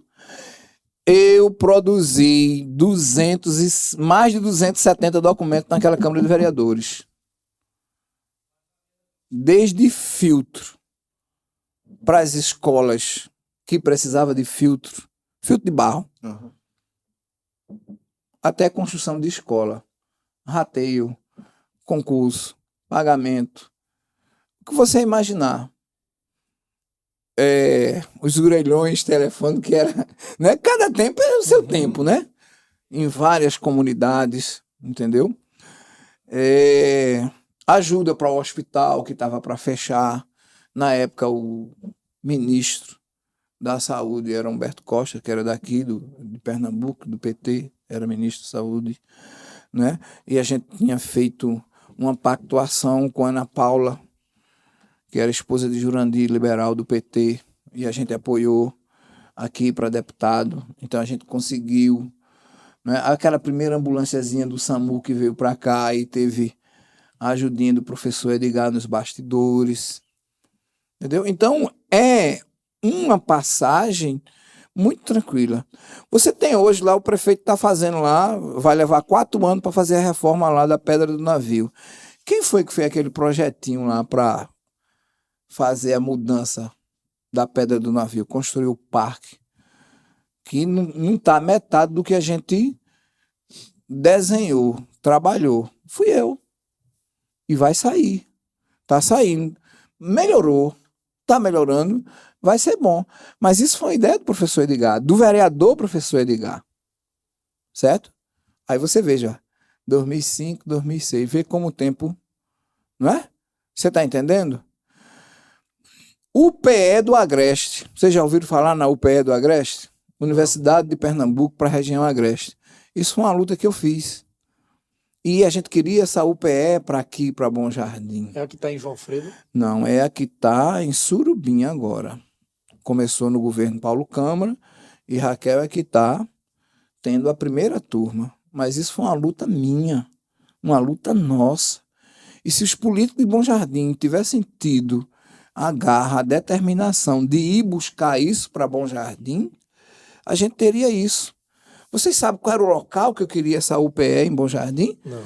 Ali onde hoje o prefeito Janjão quer dar o terreno para os empresários construir. Ele está quebrando as pedras lá. Aquele terreno foi comprado na gestão de Miguel. E a gente sempre apontou aquilo ali como caminho para a gente ter a UPE. Universidade de Pernambuco do Agreste. Não é? E a gente fez essa luta. De muito tempo, isso a gente tem em jornal, em documento e tal. Porque essas coisas, minha gente, na política, ela leva um tempo. Ela leva um tempo. E você precisa insistir, e você precisa lutar, e você precisa buscar, e você precisa unir forças. Porque, assim, tem coisas que na política é muito natural você divergir e você brigar. Você, o seu lado. Mas tem coisas que tem hora que você tem que juntar todo mundo e dizer aquilo ali é bom para o meu território, para a minha cidade, para o meu estado. É assim que tem que ser. Né? Então, a gente não teve essa compreensão. Não houve mobilização das forças sociais. Inclusive os próprios professores, diretores, secretários. O povo não teve uma cabeça, uma mentalidade de entender da importância que é você ter na sua região, não é, uma universidade. Você já imaginou, a gente tem aqui em volta 17 municípios, né, que nessa ideia de você ter uma universidade nessa região da gente aqui, né? Pegando de Taquaritinga até Limoeiro, a Lagoa de... Como é? Lagoa do Carro. Não, a Lagoa do Carro é Mata Norte. É ali perto de Lagoa de Itaenga, a cidade mais próxima, Feira Nova. Aí você faz aqui, aí você vem. Limoeiro, Machados, Bom Jardim, Orobó, João Alfredo, Surubim, Casinha, Vertente do Lério. Ó, toda essa região ela poderia vir estudar aqui na beira da pista ali. Na beira da pista, perto da encruzilhada. Você já imaginou? Você sair para estudar numa faculdade ali, próximo da Aroeiras, próximo da encruzilhada. Você estudar ali, numa UPE ali. Você saía com 20 minutos, você estava na faculdade, com mais 20 minutos você estava em casa. O cara de Orobó, 25 minutos. O cara de Surubim, 35 minutos. O cara de João Alfredo, 15 minutos. Né? O cara de Machado, meia hora ou 40 minutos para chegar. Quer dizer, vê a facilidade e a necessidade da nossa região ter o quê? Uma universidade. E a gente perdeu isso. Surubim foi, botou moral. Eduardo Campos terminou se comprometendo em levar essa faculdade para Surubim. Eduardo Campos. Eduardo Campos. Que ano foi isso, mais ou menos? Não, Eduardo Campos. Eduardo Campos foi quem assumiu, porque Danilo Cabral, o pessoal de Surubim começaram a fazer, pegaram a ideia e começaram a usar a ideia para levar isso, não é? E eu entreguei a primeira reivindicação para Eduardo no fórum. Eduardo fazia uns fóruns. Eu entreguei. E depois entreguei novamente para quem? Para Paulo Câmara. Só que Paulo Câmara, nesse dia que eu entreguei, ele recebeu, está documentado, tem isso em foto, tudinho. Aí depois ele disse, olha, a faculdade vai sair para Surubim. Quer dizer, já estava sacramentado. Lógico, Surubim é uma cidade que é polo. Surubim é uma cidade administrada pelo PSB, lá tem uma briga muito grande política entre o PT e o PSB. E né, Danilo Cabral, deputado federal, um cara influente, ele conseguiu levar. Então essa faculdade está lá. É ruim para a gente? Não. Porque ela está começando, né? Aí está trabalhando lá, o curso principal é da ciência da computação, esse negócio por aí. Mas foi uma luta que a gente começou. E que ela poderia, né, se os políticos de Bom Jardim tivessem corrido atrás, colocado as terras, né, para dizer, olha, não, eu tenho aqui esse terreno. Tinha esse terreno. Né, e dissesse, não, a gente vai construir, eu quero construir, você só vai... Se tivesse convencido, talvez isso estivesse aqui. Se houvesse uma mobilização, o interesse de pegar... Não é? a colher assinaturas de Orobó, de João Alfredo, de Salgadinho. Mas eu sozinho, coitado, o que é que eu posso fazer? Com que poder fazer isso? Tive o poder da ideia. Mas tem coisas que a gente deixa passar. Né? Tem coisas que a gente deixa passar. Então, assim, tem muita coisa que eu vejo, né, que esse Bom Jardim da gente, a gente pode ser digamos assim, um diferencial nessa região, né? Essa ideia que as pessoas falam de fábrica, de indústria para Bom Jardim, isso é uma coisa, digamos assim, sem muita importância. Vocês podem discordar de mim, viu? Mas é uma coisa sem muita importância. Mas não vai gerar emprego? Vai gerar emprego? Quantos empregos? O que é que gera emprego? É mais uma universidade ou uma fábrica? Para 40, 50, 100 ou 200 pessoas. É lógico que é uma universidade. Mas assim, professor, Você com 4 anos, com 8 anos, você forma centenas. Você forma gerações. Gerações. E o mundo do emprego é o mundo da crise. A crise do trabalho. Certo? Então, qual é o impacto social, econômico, cultural que tem uma fábrica, entre aspas, fábricas de quê? E qual é o impacto social, econômico, o impacto geral que tem uma universidade para uma cidade, para uma região? Mas não precisa escolher, Oi? tem que ser as duas, né? A Oi? fábrica e a universidade, Não, mas o né? terreno que a gente tem, ele poderia ser essa prioridade, o local, a estratégia, o tempo, o esforço. O que eu estou falando é isso, é que a gente perdeu esse bonde que não era para perder. E que hoje, ainda hoje, essa ideia de fábrica, a vocação de Bom Jardim é cultura, é agricultura, é educação. A vocação de Bom Jardim é isso. Bom Jardim tem que ser uma cidade turística. Bom Jardim tem que ser uma cidade de cultura, de desenvolvimento, não é? De tecnologias sociais. Bom Jardim tem que ser isso. Inclusive para se diferenciar na região. Você tem Surubim assumindo, né? O Bom Jardim hoje é uma cidade periférica. Bom Jardim é periferia de Surubim. Nós somos periferia. Você sabe o que é periferia, você sabe, e as pessoas que estão vendo a gente sabem o que é periferia, né? Então, a gente está nesse micro, na micro-região, a gente é a periferia de Surubim. Todos os bancos estão para lá, todos os grandes comércios estão para lá, né? As indústrias estão para lá. Então, qual é o nosso diferencial? O nosso diferencial pode ser a cultura, a educação, a tecnologia social, pode ser, inclusive, né, o mundo da tecnologia mesmo, tá certo? É isso aí. Não é essa ideia de dizer, eu vou fazer aqui uma fábrica de móveis. A fábrica de móveis está lá em João Alfredo. O polo da fábrica de móveis é João Alfredo. Ninguém aqui tem esse know-how maior do que João Alfredo. É João Alfredo. É João Alfredo. Como é que a gente vai tirar isso dele? A gente não vai tirar.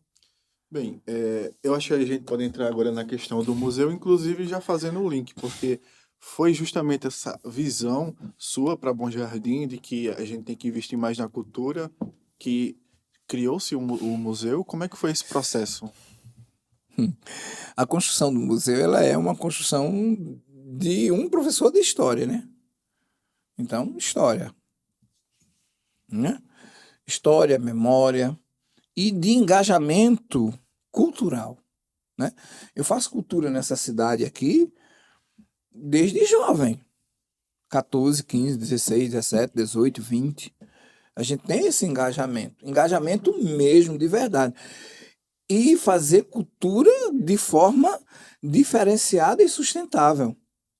Esse meu amigo aqui é lá da minha Rua do Frade também, ele não sabe, mas a gente, quando era jovem, a gente fazia na Rua do Frade um negócio chamado Semana da Confraternização Jovem. A gente ia para a Rua do Frade com brinquedos e com alimentação. na praça, Na praça. A gente fazia uma panelada lá. Certo? A gente fazia as gincanas. Se você for no Túnel do Tempo, né, que tem um site, o Túnel do Tempo aqui em Bom Jardim, a maioria daquelas filmagens do Túnel do Tempo, a maioria daquilo que é filmagem nossa. Edgar, Lúcio Mário, Vadinho. Compreende? Aquelas filmagens foram A foram maioria vocês. daquelas filmagens fomos nós, do Túnel do Tempo.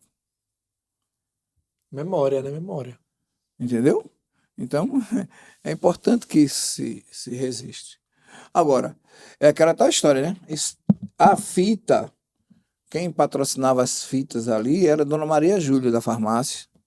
A câmera era de João Freire e o material humano eram nós.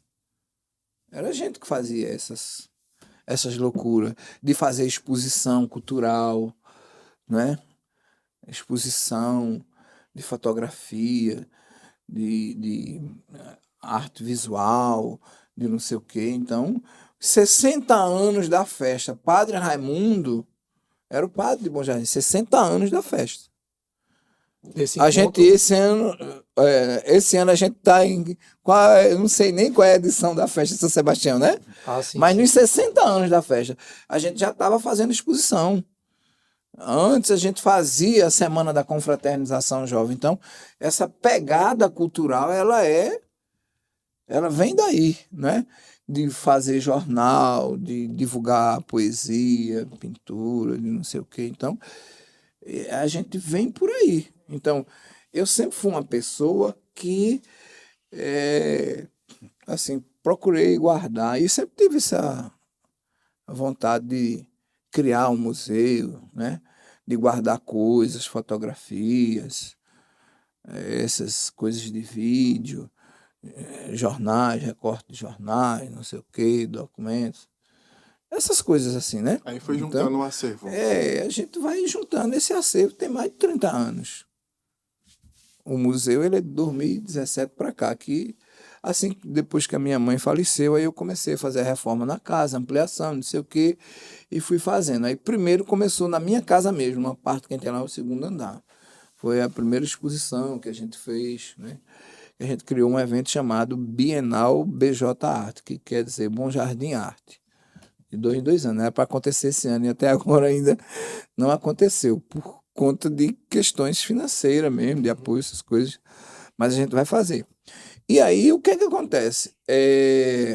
Aí, de 2017 para cá, a gente vem, né, nessa ideia de receber o público, de fazer essa exposição, de ampliar esses contatos com a regional, com os artistas. Então, que, na verdade, a ideia do museu é uma ideia de movimento cultural intenso, vivo, permanente, não é? Às vezes as pessoas têm uma ideia, uma noção de que o museu é aquela coisa parada, estática, só um depósito, de que a gente faz museologia social.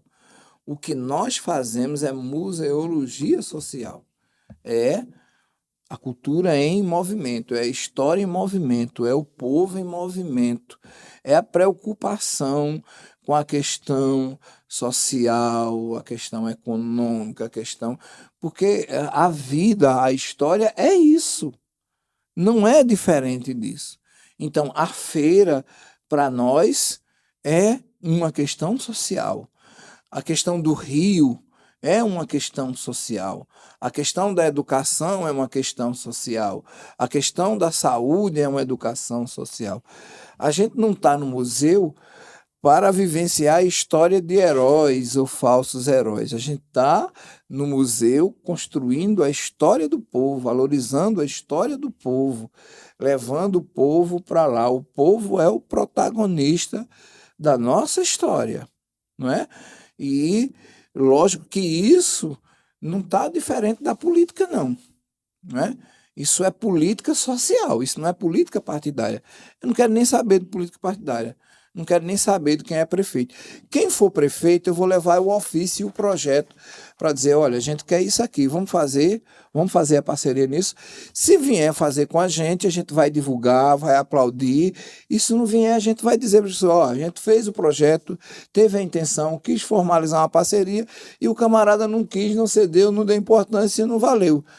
Então é isso que a gente faz. Então, independentemente de qualquer coisa, é isso. Quem tiver no poder, a gente vai, porque nós somos poder da sociedade. O museu é uma ferramenta, é um instrumento de poder da sociedade. A nossa aliança é com a sociedade, não é?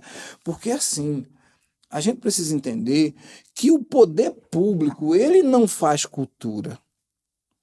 Não é o poder público que cria uma poesia, um filme, um teatro.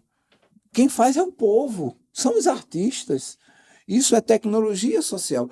O poder público ele tem a obrigação constitucional de financiar, de apoiar. O poder público tem a obrigação. Então, quando o poder público não faz isso, o poder público ele não cumpre os seus objetivos constitucionais. O gestor não cumpre as suas obrigações. Então, ele é omisso, ele é relapso, ele é irresponsável, ele é contra.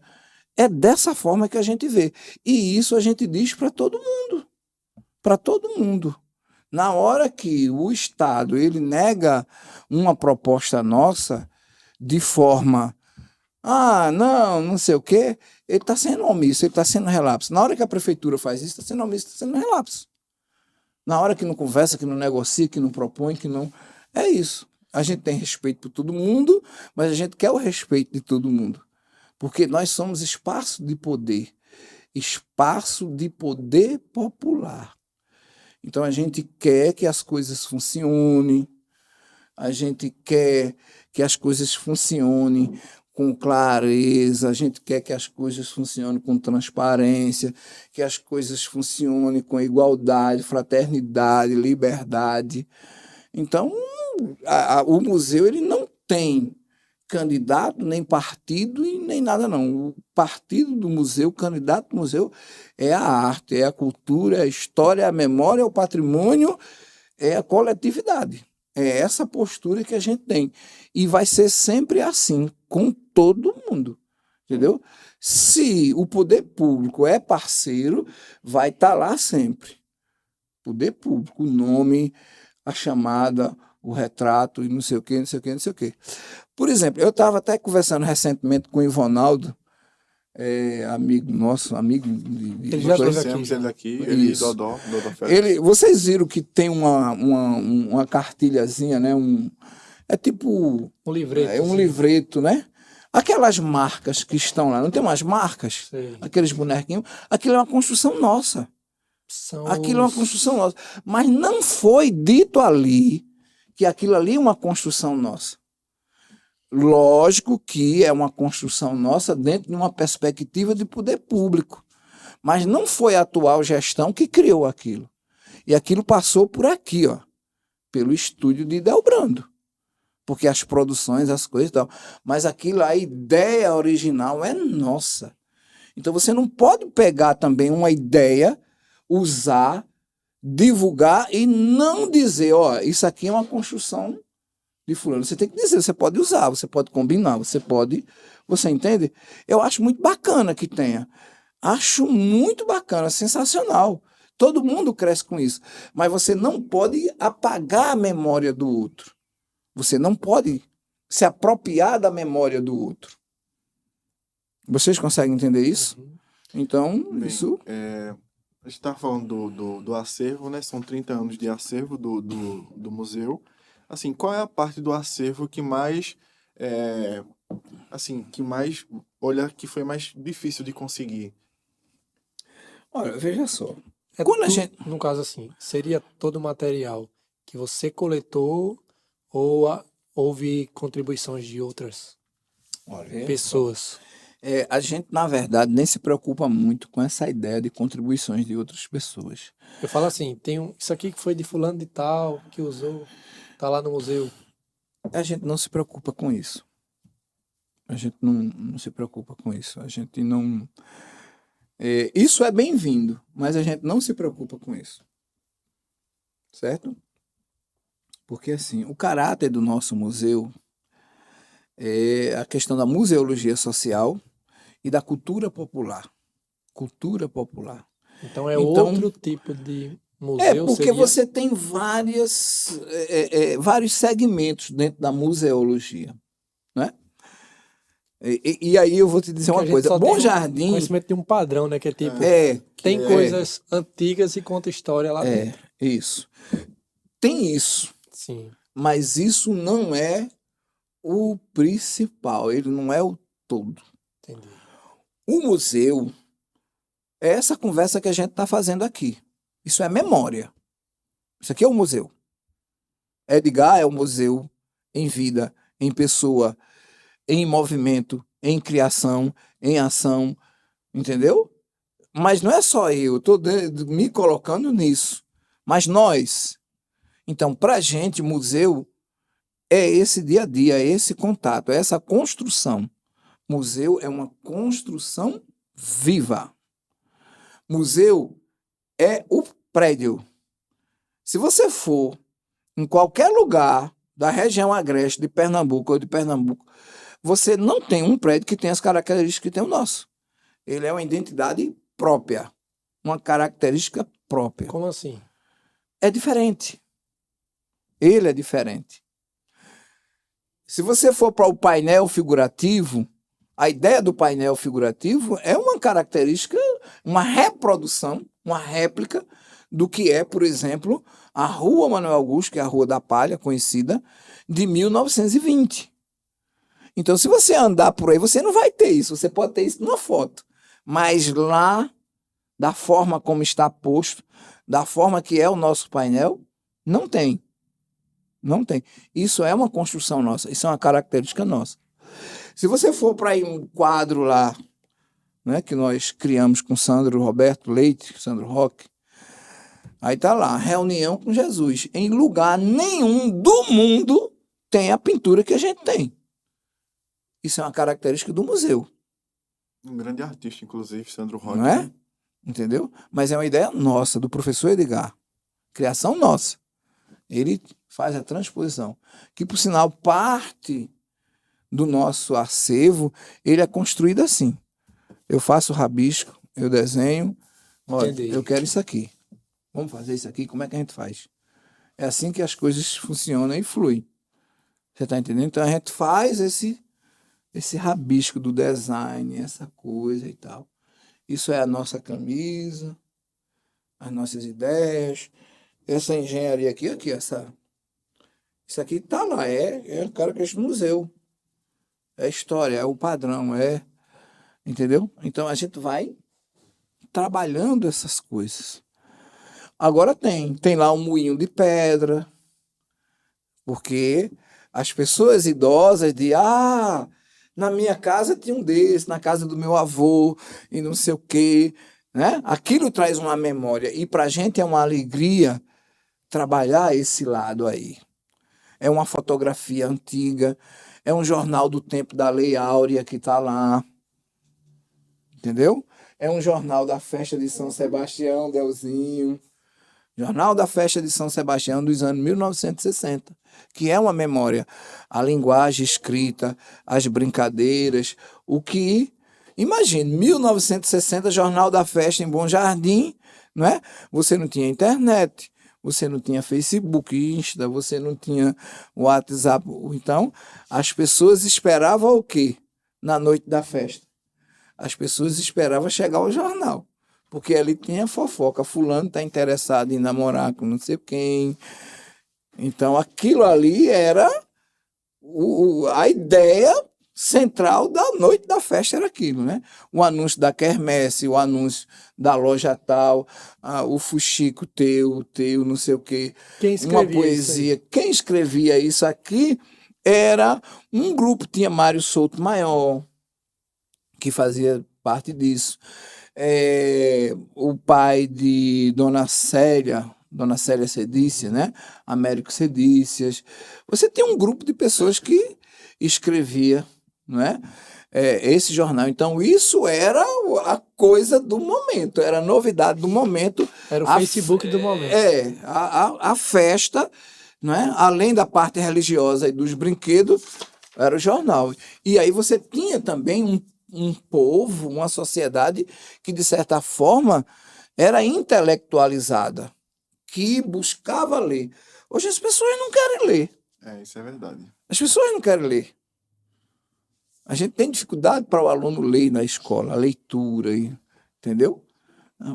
Quer só aquele textinho, aquela frase, aquela coisa, né?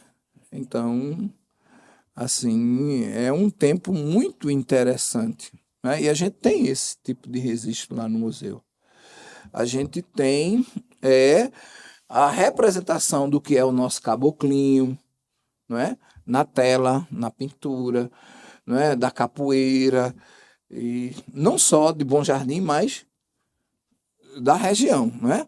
Então a gente faz o quê? A gente tem as exposições que são permanentes e as exposições que rodam, né? Agora mesmo, nós tivemos a Semana do Patrimônio, que é a Semana Estadual do Patrimônio. Nós, mais uma vez, participamos. Aí tem lá uma sala que está lá em homenagem a quem? Os nossos homenageados foi quem? Dodó Félix, Fátima e Braulio de Castro. Então, durante um ano, aquela sala está lá com esse material deles. É livro, é o disco, é a foto, é um poema, é uma letra de uma música, para que o estudante, a pessoa, possa ir lá, possa ler, possa ver, conhecer, não é? E para a gente receber, mostrar, falar dessas pessoas. Então, isso é uma forma da gente ir construindo memória, ir mostrando, divulgando. Então, o Museu do Bom Jardim ele tem esse prazer de homenagear as pessoas. O que o museu faz é isso, é tornar as pessoas visíveis, valorizar o ser humano. Não é quem tem dinheiro, é as pessoas que têm cultura, que têm história, que têm memória, que faz parte de uma construção coletiva, não é? O museu ele diz assim, ó, tá aqui a Igreja Matriz de Santana, muito bonita, uma maravilha. Mas quem foi que construiu a igreja? Foi o padre? Foi o bispo? Foi o papa? Não. Foi o povo. Foram os escravos. As pessoas comuns. Então, a gente não conta a história a partir daquilo que a gente falou lá atrás, né? Do time vencedor, do campeão. A gente conta a história englobando todo mundo. Porque essa é a forma que tem que ser, é o que é correto, né? Eu não posso dizer que quem apresenta esse programa sou eu. Não, quem apresenta são vocês. Tem que ser assim. Isso é o que tem que ser. Então a gente tem muita história no Brasil que ela é contada do ponto de vista só do coronel, da autoridade, do não sei o quê, do presidente, do governador, do prefeito, do deputado. Chega disso. Essa história é uma história mentirosa, falsa e que nega o povo, a existência do povo. Chega. Nojo disso. Não pode tirar o povo, porque é o povo errando, acertando, construindo, fazendo coisas tronchas às vezes, mas a história é o povo. Então, a gente tem essa clareza. E é isso que a gente quer deixar para as pessoas, né? Eu quero morrer afirmando isso, de que é o povo. É o povo. O mundo é uma construção coletiva. Não é? Agora, qual é o meu papel nisso? Qual é o seu papel nisso? Qual é o seu papel nisso? Eu não posso dizer que você não fez o que você fez. A minha história não pode ser negada por você, nem por você. Não, isso aqui. E eu não consigo fazer isso sozinho. Se eu estou falando hoje aqui é porque tem você, tem Idelbrando, tem uma estrutura, tem tudo isso aqui que é criado, né? Isso aqui é suor, isso é mérito, isso é talento, isso é ambição, isso é conquista, isso é empreendedorismo, é tudo isso. E ninguém faz nada sozinho. Ninguém faz nada sozinho. Eu nunca faço nada sozinho, né? Às vezes as pessoas até mais ligam, porque não, não pode ser. Você não pode ser, você não pode bater o escanteio e ao mesmo tempo ir lá e cabecear. Não existe isso. É um conjunto, não é? Agora sim, né? A gente também quer contestar as histórias mal contadas, porque tem muita história mal contada, não é? História que é, digamos assim, meio que falaciosa, meio tendenciosa, que coloca determinadas pessoas em um lugar que não é devido. Então, o museu, para nós, a gente não vai. A gente não compactua. A gente não compactua isso. Entendeu? A gente respeita todo mundo e respeita a história de todo mundo. Mas tem coisas que a gente não vai balançar a cabeça, dizer que está certo se não tiver certo. Que está legal se não tiver legal. Que está bonito se não tiver bonito. Não é? Porque a gente também tem esse papel de fazer esse contraponto. E isso não é um movimento nosso, não. Isso é um movimento hoje, é uma perspectiva de museus modernos. Museus modernos. Não é? E não é à toa, por exemplo, que a gente recebeu recentemente, não é? Um certificado do Instituto Brasileiro de Museus, né? A gente foi certificado, que é digamos assim, um título, né? Uma conquista, uma análise feita, um reconhecimento e tal, do Instituto Brasileiro de Museus, entendeu? Então a gente sabe que a gente tem muito que aprender, a gente tem muito que fazer, mas a gente, dentro das nossas possibilidades, a gente está fazendo, né?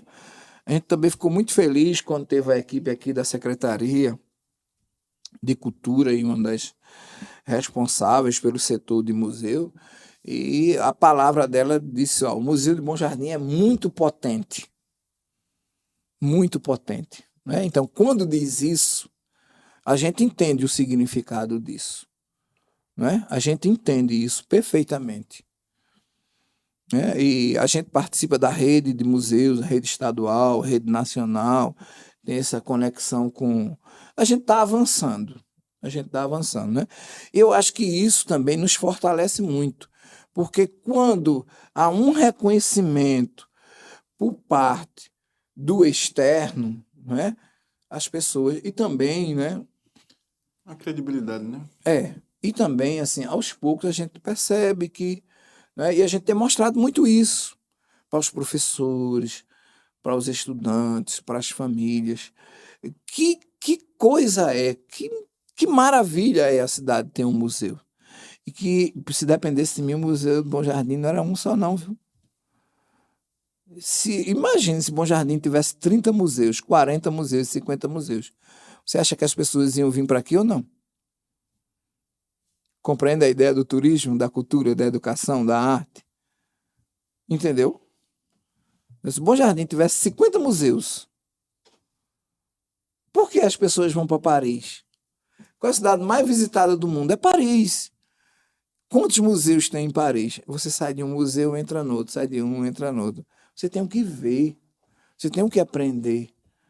Então, as pessoas precisam entender a importância que tem isso. E digo mais para vocês, depois do Museu de Bom Jardim, aí surgiu o Museu de Limoeiro, surgiu, né, em Feira Nova, não é Vicência, surgiu, Orobó está querendo dar lá uma, entendeu? Outros museus, já vi a história que o prefeito de João Alfredo quer organizar.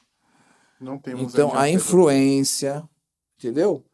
A influência, a atuação, a percepção, então aquilo que a gente vai criando, né? E a gente tem falado disso. Isso não é uma luta de hoje, não, dentro do movimento. Isso é uma ida para uma conferência nacional em Brasília, ida para 3 conferências estaduais aqui em Pernambuco. Você está falando de cultura popular, você está falando de caboclinho, de burrinha, você está falando que Bom Jardim é terra de Paixão de Cristo, de Levino Ferreira, da música de Braulio de Castro. Então, na hora que você monta tudo isso, na hora que você fala, divulga, fala com propriedade, com legitimidade, provando e tal, as pessoas vão vendo, poxa, esse lugar tem o que oferecer. Minha gente, nós organizamos o Carnaval do Bom Jardim. Quem organizou esse Carnaval do Bom Jardim foi a gestão de Miguel, esse secretário aqui, ó. Esse carnaval potente que é hoje em Bom Jardim, fomos nós. Ou não? Tem alguém que vai negar isso? Tem alguém que vai negar a feirinha cultural de Bom Jardim?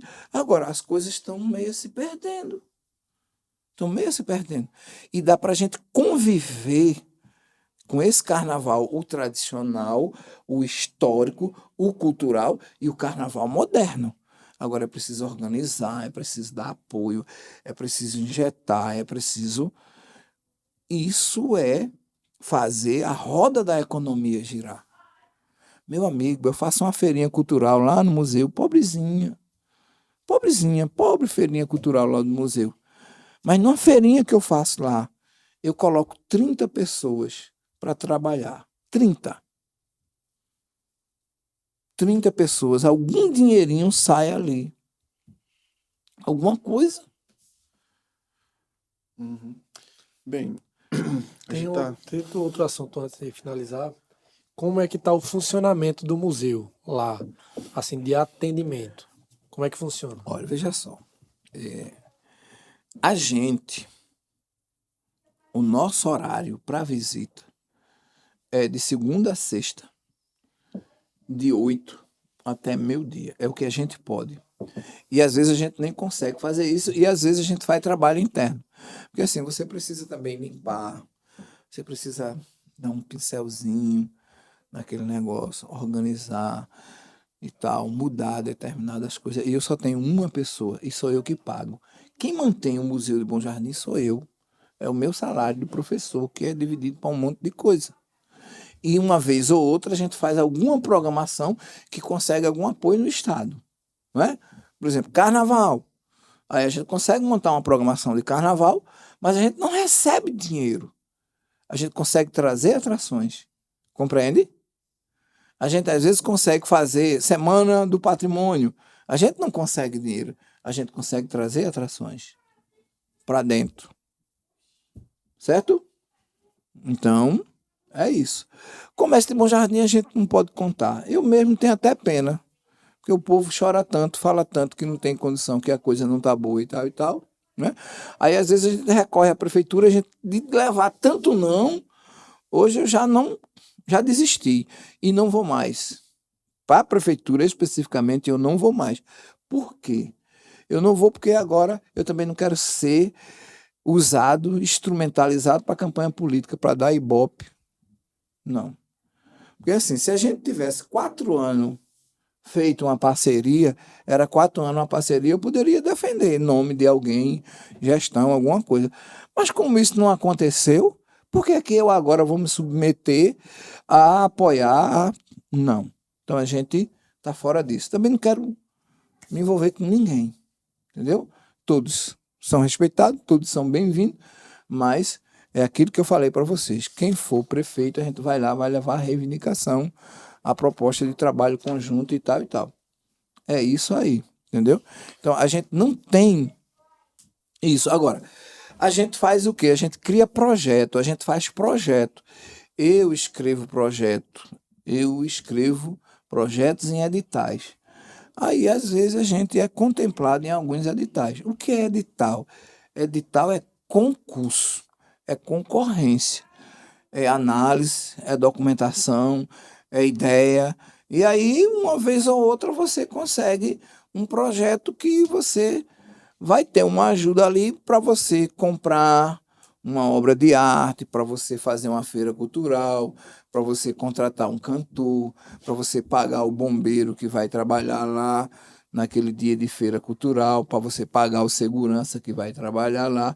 Quem paga o segurança sou eu, quem paga o bombeiro sou eu, quem dá a ajuda para o camarada do artesanato sou eu, quem compra uma peça lá sou eu, quem dá o lanche para algum sou eu. Então, a coisa funciona assim. Então, tem situação que a gente consegue, digamos, empatar ou sair com algum real a mais, e tem situação que não, entende?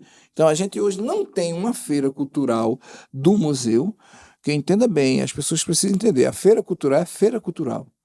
Ela não é feira de entretenimento, ela não é feira de cachaça, ela é cultural. Então, o que é que a gente quer na feira cultural?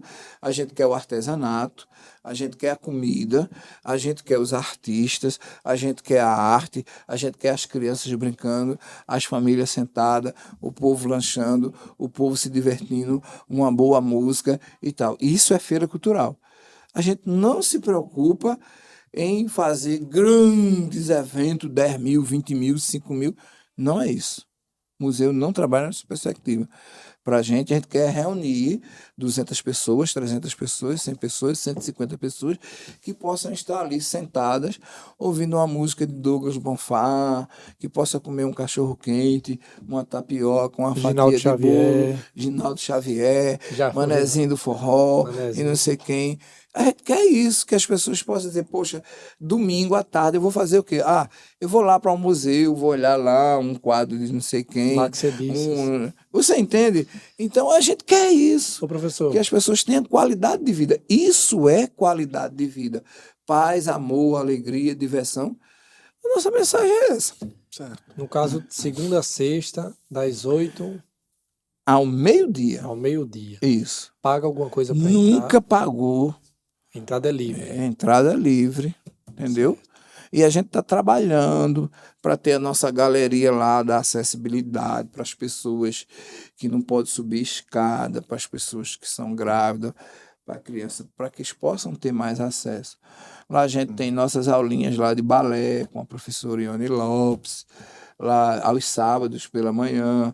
Aí agora a gente está com um projeto, né, que a gente encaminhou para o Ministério Público e o promotor ele ficou animado, ficou assim empolgado com o projeto que a gente encaminhou e a gente quer ver, né? Está esperando aí uma decisão do conselho para ver se a gente tem esse projeto, que é um projeto que tem uma relação com cultura, arte e direitos humanos, entendeu? Para atender crianças de 8 e aí até adolescentes de 14 anos. Então, a gente quer trabalhar isso com crianças em situação de vulnerabilidade social. Certo? Assim, crianças que às vezes tá meio fora da escola, não tá não sei o quê, que precisa avançar, né, em reforço escolar, aprender a dançar frevo, aprender a dançar coco, ciranda, forró, essas coisas, né?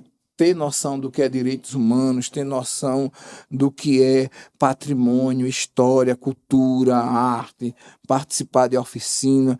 Nosso pastor Eri também vai ser uma das pessoas que vai estar lá, ter uma noção do que é projeto de vida. A gente está fazendo isso. A nossa perspectiva é essa. Agora, eu fico triste, né, porque um trabalho desse, que a gente propôs ao município, isso desde o primeiro ano da gestão, e isso não aconteceu. Né? Aí agora a gente está levando isso para ver se o Ministério Público ajuda e se dispôs a ajudar para o conselho e tal, tudinho, para ver o conselho. Né? O conselho. Conselho tutelar? Conselho de quê? Da criança. Da adolescente. Desse? Então, A gente agradece ter se disponibilizado, aceitado Certo. o convite e repetir, né, o horário que o pessoal quiser visitar o museu, né? No caso de Certo. segunda a sexta, não é isso? isso. Das 8 ao meio-dia. 18 ao meio-dia. E tem um telefone para contato? 96 56 70 25. Pode E tem um agendar perfil, também. né, no Instagram, um perfil também. né? Tem no Insta, tem museu no Facebook, tem museu no blog, Como tem que é o nome? museu. Tudo é Museu de Bom Jardim. Museu de Bom Jardim. Você ir no Museu de Bom Jardim, você encontra no Insta, no Facebook, blog Museu de Bom Jardim e o YouTube Museu de Bom Jardim. Né? Então, quero aqui agradecer, né, a vocês aqui por estar fazendo essa parte, essa divulgação. Isso é um pouquinho aqui, né? Não deu nem pra gente ler aqui um pouquinho aqui do que... Né? Mas tá assim, beleza. Aqui o espaço está aberto. Tranquilo. Quando tiver outra novidade. Outras comemorações a gente comemora, isso, né? Isso. E vocês também visitem, tá certo? Visitem, pode ir lá e tal. É por aí, A gente vai. viu? Obrigado. Então a gente encerra por aqui. Vocês não esqueçam de curtir, se inscrever no canal, né? É importante. E é isso, né? E se Fechou. inscreve no canal do Museu do Bom Jardim também, poxa. É Não é? isso, né? É isso aí. Fechou. Isso. Valeu. Valeu. Tchau.